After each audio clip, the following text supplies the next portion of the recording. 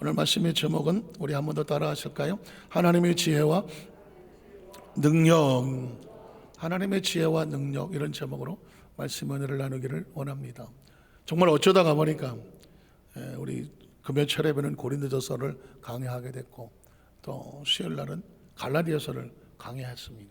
고린도서의 저자도 성령의 감동받은 바울이었고, 갈라디아서의 저자도 성령의 감동을 받은 바울이었습니다. 사실 목회란 그런 겁니다. 설교도 무슨 담임 목사가 무슨 설교를 준비한다고 하지만, 설교로 성령님이 역사하시고 운행하시고 주셔서 받아서 대언하는 거거든요. 대언을 해야 합니다.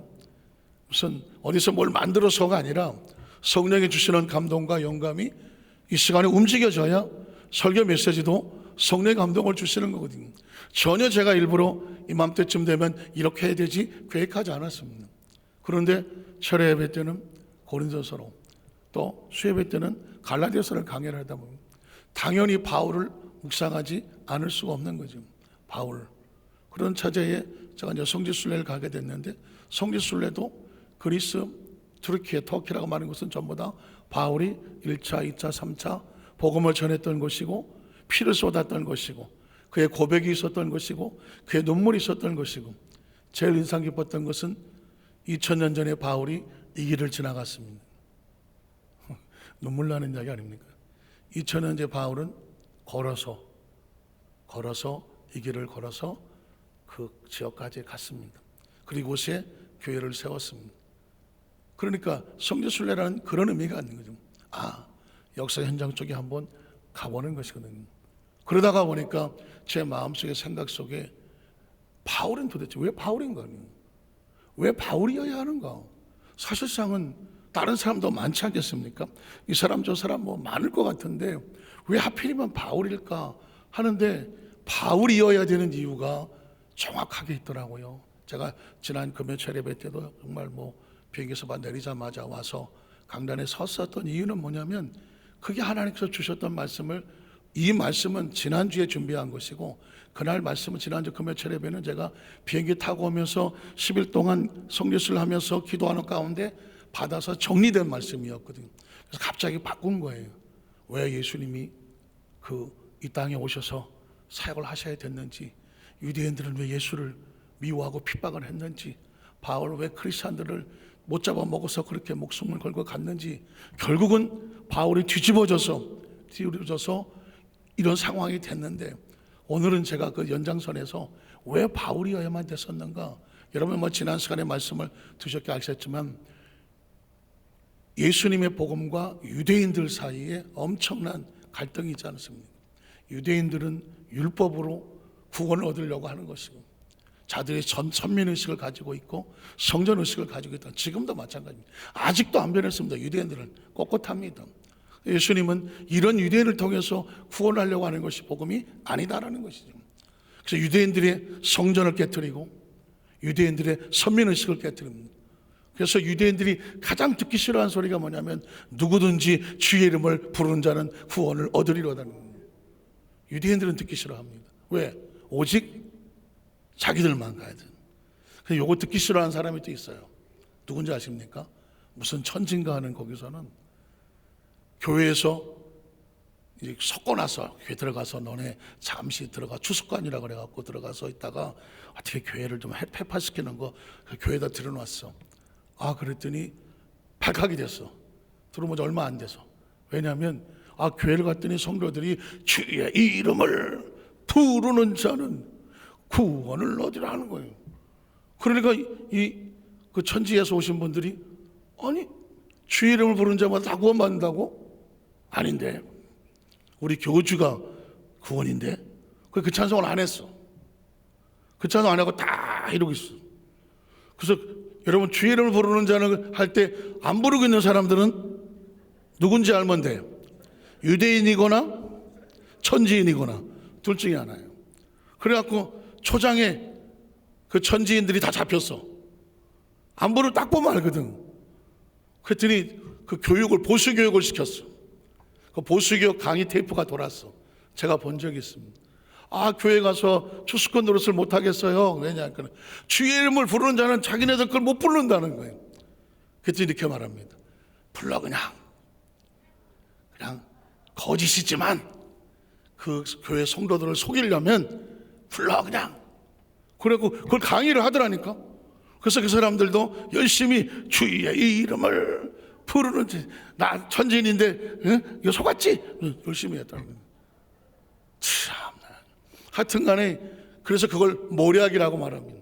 원래 이 천지인 속에서 많이 쓰는 게 뭐냐면 벼멸구, 그래서 배멸구, 배도, 멸망, 구원, 이렇게 단어를 쓰는 사람이 있으면 거의 천지인이에요.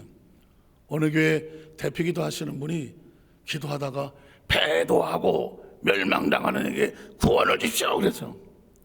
배멸구는 누가 쓰는 말이다? 천지인이 쓰는 말이야.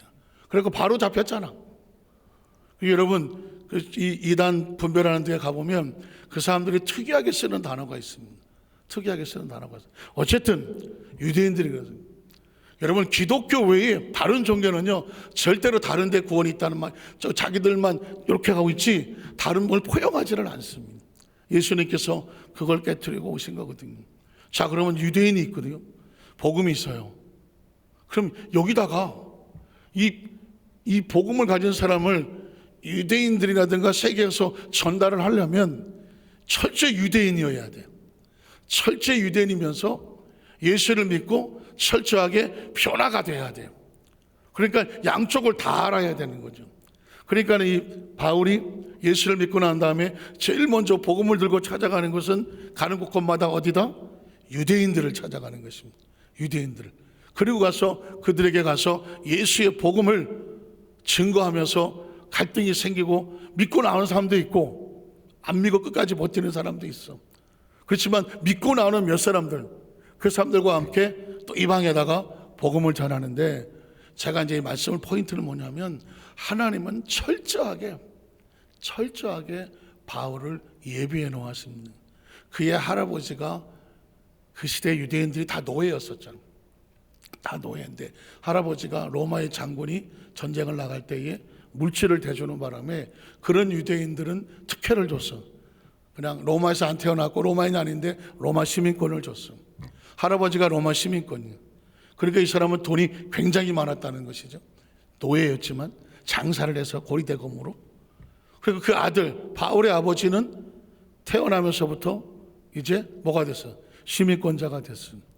그 바울의 아버지 통해 태어난 바울은 나면서부터 시민권자, 로마 시민권자가 됩니다. 바울이 로마 시민권을 가져야 되는 이유가 있는지 아십니까? 이유는 뭐냐? 앞으로 로마에 가서 복음을 전해야 되는 것입니다. 그리고 그들은 가말리엘 문화에서 베냐민 지파 중에 가장 최고의 열심히 있는 자다, 유대인 중이다, 유대인이라고 말했잖아요. 그게 이유가 뭐냐? 구약에 정통을 해야 돼요. 구약에 정통을 해야 구약에 빠져있는 유대인들에게 당신이 뭘 잘못했는지를 가르쳐 줄 수가 있어요. 철저하게. 그리고 이 바울이 4가지가 있어요. 그 사람이 4가지 언어를 썼어. 4가지는 뭐냐면 유대인이니까 히브리 말을 했죠. 그 당시 교통되던 헬라 말을 합니다. 그리고 아람어를 하고 로마의 시민권자를 통해서 로마 말을 합니다. 4가지 말을 한다는 얘기는 무슨 얘기냐면 복음을 들고 전 세계를 나갈 수 있는 준비가 됐다는 것입니다. 그 당시 그리스와 로마, 그리스 로마 신화막 하지 않습니까? 세계를 다스리던 것은 로마였습니다. 근데 로마는 야만민족이야. 문화가 없어. 그래서 그리스 문화를 가져다가 로마의 문화에다가 섞으려고 했어요.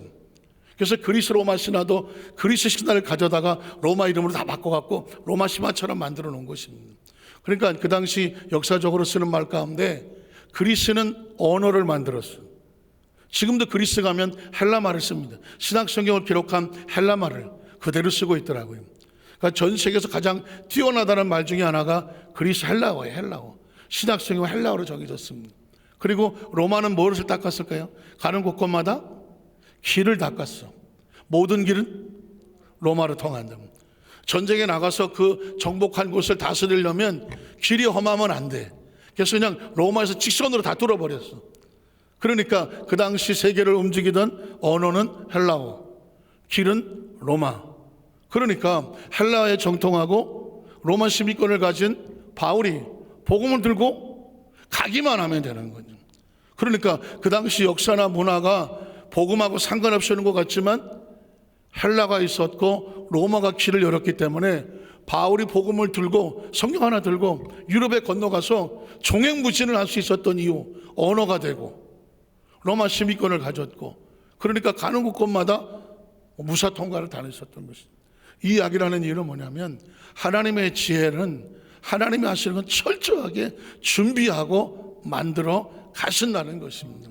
오늘 그 부분에 있어서 하나님의 지혜와 이 능력에 대해서 한번 살펴보려고 하는데, 첫 번째는 뭐냐면 바울을 향한 하나님의 계획과 소명을 한번 찾아보겠습니다. 바울을 향한 하나님의 계획과 소명. 자, 행위로서는 바울이 도저히 하나님의 사도로 부름받을 만한 자격이 없잖아요. 우리가 다 아는 거지만 정리를 한번 하겠습니다.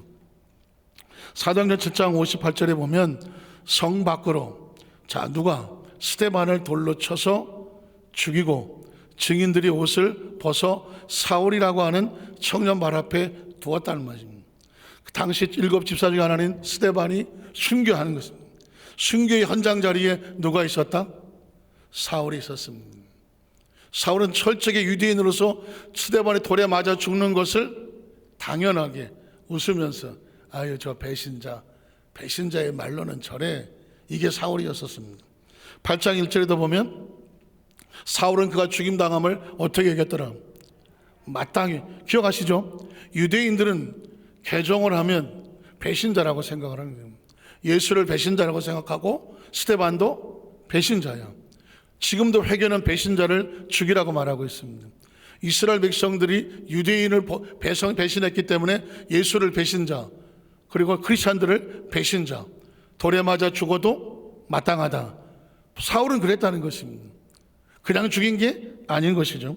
자, 1절로 3절을 또 그 다음 절을 보면 그날에 예루살렘에 있는 교회에 큰 박해가 있어서 사도 외에는 다 유대와 사마리아 모든 땅으로 흩어져 가더라. 그때 경건한 사람들이 스데반을 장사하고 위하여 크게 울었더라. 사울이 그것도 모질라서 교회를 잔멸하려고, 그 나머지 잔당까지 다 멸하려고 각 집에 들어가서 남녀를 끌어다가 옥에 넘기는 일을 누가 했다? 사울이 한 거예요. 우리는 여기서 보면서 이런 퀘스천 생기잖아요. 이런 사람도 하나님이 쓰시나? 저는 오늘 포인트가 이런 부분이에요. 하나님은 이런 사람도 쓰시나? 혹시 여러분, 저와 여러분이 사람이다가 보니까 야, 저런 사람도 하나님이라 할 수 있나? 저 사람에게도 희망이 있나? 야, 저건 포기해야 될 상 아닌가? 할 정도 있는 사람인 것 같은데, 사울은 사실상 기독교 입장에서 볼 때는 이건 이런 사람을 쓸 수는 없잖아요. 근데 이런 사람이 사울이라고 성경은 말하고 있는 것입니다. 뿐만 아니라 9장 13절 14절에 보면 아나니가 대답하여 주여 이 사람에 대하여 내가 여러 사람에게 듣사온즉 그가 예루살렘에서도 주의 성도들에게 적지 않은 해를 끼쳤다. 아는 이야기예요. 사울이 예전에 어떤 사람이었는지를 말하는 것입니다. 적지 않은 해를 끼쳤다고 하더니 여기서도 주의 이름을 부르는 모든 사람을 결박할 권한을 대제사장들에서 받아서 여기 왔다는 것입니다. 그런데 하나님께서 이 사람을 쓰신다고 말하는 겁니다. 쓰신다고.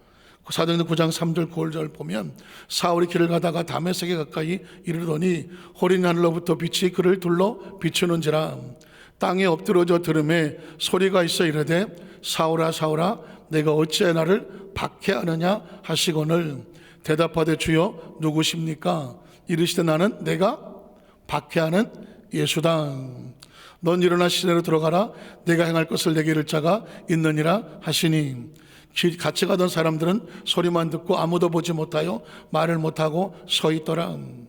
사울이 땅에서 일어나 눈을 떴으나 아무것도 보지 못하고 사람의 손에 끌려 다메섹으로 들어가서 사흘 동안 보지도 못하고 먹지도 마시지도 못하니라. 그 다음 계속 읽어볼게요. 주께서 이르시되 가라. 이 사람은 내 이름을 이방인과 임금들과 이스라엘 자손들에게 전하기 위하여 택한 나의 그릇이라고 말하는 것입니다. 저는 여러분들 수도 없이 많이 읽으셨죠? 저도 수도 없이 많이 읽었는데 문득 이 부분에서 꼬꾸라지는 것입니다. 하나님이 선택한 그릇을 누가 손가락질을 하겠습니까? 하나님이 선택하여 쓰시겠다고 그의 과거가 아무리 우리가 보기에 도덕적이든 윤리적이든 신앙적이든 어떤 면에도 손가락질만 하고 상종하기 어려운 사람이라고 할지라도 아나니아도 하나님 이 사람 안 됩니다. 그래서 하나님 말합니다. 네가 논하지 마라. 이 사람은 내가 이방과 임금들과 지도자들과 이스라엘 백성들을 위해서 복음을 전하기 위해서 준비하여 택한 나의 그릇이라고 말하는 것입니다. 그릇이라고. 혹시 여러분은 그런 생각 안 해보셨습니까? 야, 내가 정말 이런 직분을 맡을 만한 자격이 있나? 내가 이런 정말 이 직분을 감당할 만한 내가 이 자리에 쓸 수 있나? 그런 고민 안 해보셨습니까? 문득 제가 오래전에 처음 이제 목회를 해야 되는 신학을 다시 복학을 하고 사역을 하기 위한 몸부림을 치는 그 시기가 누구나 있었겠죠. 할 때 가장 힘든 게 뭐냐면 내가 나를 잘 아는데, 내가 나를 너무 잘 아는데 내가 정말 하나님의 종이 될 수 있을까? 내가 과연 정말 하나님의 종이 될 수 있을까? 이 고민이 이루 말할 수가 없었습니다. 어쩌다 보니까 한 35년이 지나서 지금 와 있는데 지금도 늘 퀘스천은 이겁니다. 과연 내가 하나님의 종으로서 이 강단에서 감히 하나님 말씀을 증거한다는 주의 종이라고 내 스스로 내가 하나님 앞에서 떳떳할 수 있을까? 이거 굉장히 어려운 문제예요. 굉장히 어려운 문제예요. 그런데 오늘 말씀을 보니까 그래도 사울보다 낫겠지. 내가 좀 사울보다는 그래도 저나 여러분은 사울보다는 좀 낫지 않겠어? 우리가 크리스찬 잡아다가 이런 건 안 했지만, 근데 하나님께 말씀하는 겁니다. 이런 사울도 하나님이 변화시켜서 하나님의 목적과 이유가 있어서 택한 나의 그릇이라고 말하는 거예요. 그러면 우리가 할 수 있는 것은 스스로 우리가 남을 판단하는 것도 아니고 자기 스스로도 판단하지 말라는 거예요. 내가 나를 판단할 권한도 없는 거예요. 하나님이 쓰시겠다고 하면 씻어서 쓰시면 되는 거예요. 닦아서 쓰시면 되는 거고, 필요에 따라서 나의 그릇이라고 말했으니까 주권은 누가 가지고 있는 거예요? 하나님이 갖고 계십니다. 혹시라도 저와 같이 혹시라도 이제까지 신앙생활하고 달려오면서 하나님 저는 너무 부끄러워서 전 이 자리 아니에요. 성가대 제가 어떻게 성가대요? 남녀 성기 저는 아니면 찬양팀이든 어떤 집사가 됐든 아니면 직분이 됐든 장로님이 됐든 안수입사님 권사님 됐든 제가 어떻게 장로를 제가 어떻게 안수입사를 제가 어떤 당연하죠. 누구도 스스로 될 만한 난 그런 자격이 있어 할 만한 사람이 아무도 없거든요. 근데 아까 서두에 제가 그랬잖아요. 날 보고 내 얼굴을 보고 예배를 지켜주면 안 되겠니? 내 얼굴을 보고 네가 그 자리를 지켜주면 안 되겠니? 하나님 보고 일해주면 안 되겠니? 라고 물으시는 것처럼 우리의 공로로 인해서 우리가 이 사명을 지는 것이 아니라 하나님이 필요해서 택한 나의 그릇이야 라고 말하면 그거 하나로 우리의 정체성은 스스로 우리가 위로가 되지 않을까요? 우리의 부족함을 내려놓고 하나님이 필요해서 나를 쓰신다고 하면 하나님이 쓰시는 곳에 내가 있게 하여 주시옵소서.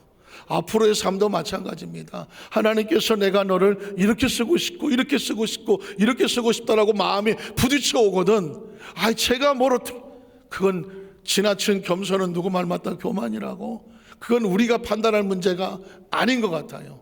하나님이 내가 택한 나의 그릇이라고 했으면 하나님이 쓰시면 쓰시는 거다. 한번 따라하실까요? 하나님이 쓰신다면 쓰시는 겁니다.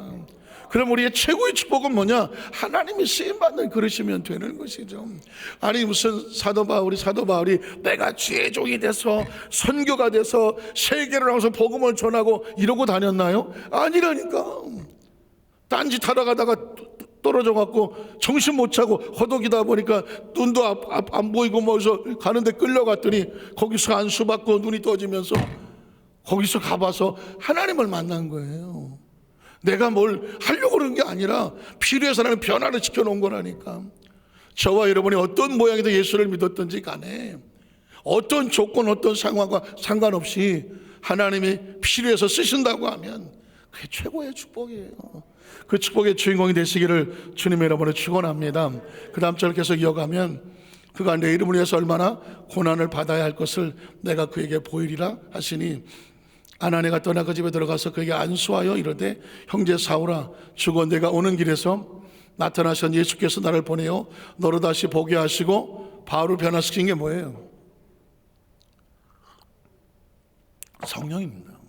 제가 저 뒤에 오직 성령 그랬잖아요. 바울의 사역 가운데 그를 붙잡아서 진짜 형편없이 쓸모없는 아주 비난받아 마땅했던 가슴 아픈 과거를 가졌던 그 바울을 들어서 사용하여 변화시켜서 쓰시는 게 누구냐? 성령입니다. 성령으로 충만하여 하게 하신다 하시니 즉시 사울의 눈에서 비늘 같은 것을 벗어져 다시 보게 된지라 일어나 침례를 받고 변화된 음식을 먹음에 강건해지니라. 사울이 다메섹에 있는 제자들과 함께 며칠 있을 때에 즉시로 가게 당해서 예수가 하나님의 아들이심을 뭐하더라? 전파하는. 여러분 보십시오. 하나님의 변화는 즉각적입니다. 서서히 변화되는 것도 있지만요, 이것도 기대하셔야 돼요. 하나님이 즉각적으로 바꿔놓을 수도 있어. 즉각적으로. 제 운명은 기도원에 올라가기 쳐서 기도원에 들어가기 전과 들어갔다 나오는 순간 달라졌습니다. 쉽게 얘기해서 성령세를 받기 전과 성령세를 받고 난 이유가 완전히 달라졌습니다. 금식하고 기도원에 들어가서 내가 성령 받지 않고는 내가 사역을 할 수가 없고 아무것도 할 수 없음을 고백하면서 몸부림치며 기도하는 가운데 하나님께서 성령세를 부어주시고 방언이 터지고 환상도 보이고 여러 가지가 보여지는 은혜를 얻고 나서 기도원에서 딱 나오는 순간 남들이 볼 땐 똑같은 얼굴이죠. 남들이 볼 때는 그 모습 그대로입니다. 그러나 내 세계는 달라졌어. 나오는 순간 세계가 달라졌어. 성격도 달라졌고 바라보는 차원도 달라졌고 사고도 달라졌고 달라지더라고요. 그러니까 혹시라도 여러분 가족 가운데 또 형제 가운데 또 믿음의 성도들 가운데 언제 변화돼?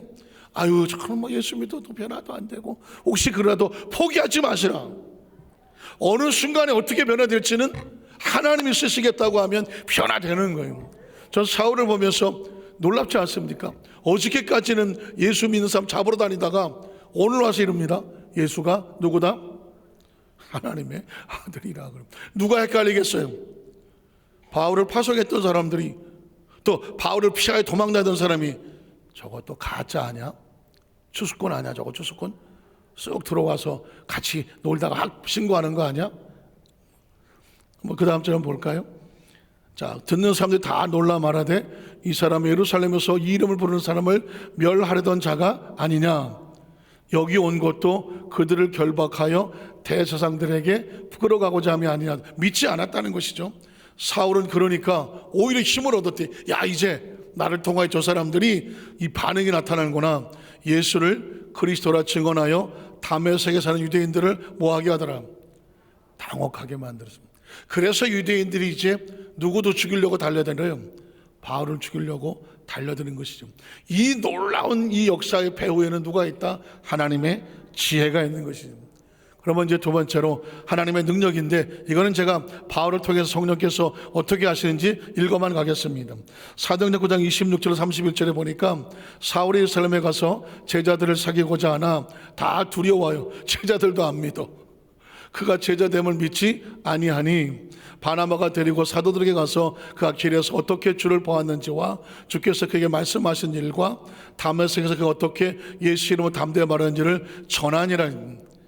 여러분 뭐 나중에 나오겠지만 이 바나바 사역이 그거예요.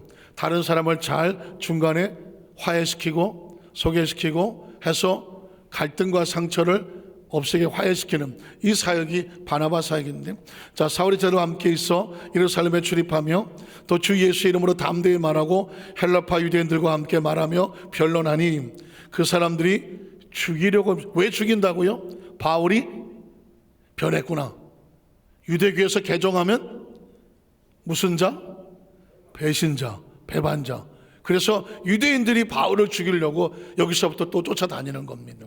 자, 그 다음 절에 보면 형제들이 알고 가이사라로 데리고 내려가서 다소로 보내더라. 원래 바울의 고향이 다소니까요. 그리하여 온 유대와 갈릴리와 사마리아 교회가 평안하여 어떻게 하고 든든히 서가고. 누구로 인하여? 바울이 복음을 전함으로 말미암아 주를 경외함과 빠지지 않는 단어 성령의 위로로 진행하여 그 수가 좀 더 많아지더라는 것입니다. 사도행 13장 1절로 3절에 보면 안디옥 교회에서 선제들과 교사들이 있으니 곧 바나바와 니게르라는 시몬과 구레네 사람 루기와 분봉왕 헤롯의 동생 마네가 및 사울이라. 자, 주를 섬겨 금식할 때에 누가?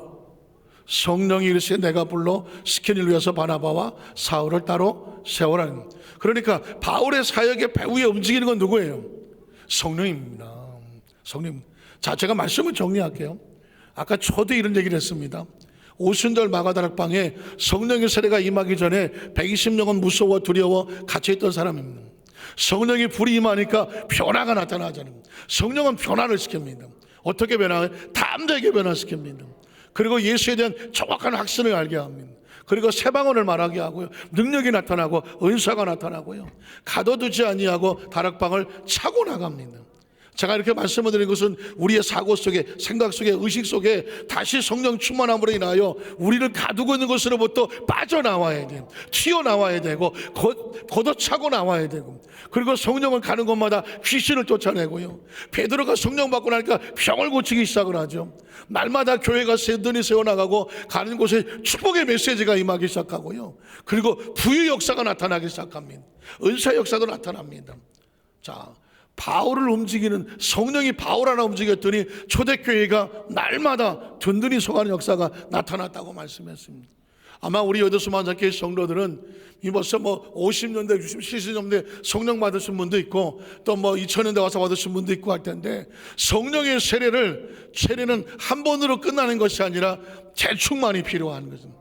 사실 재충만해서 처음에 첫사랑을 찾아야 돼.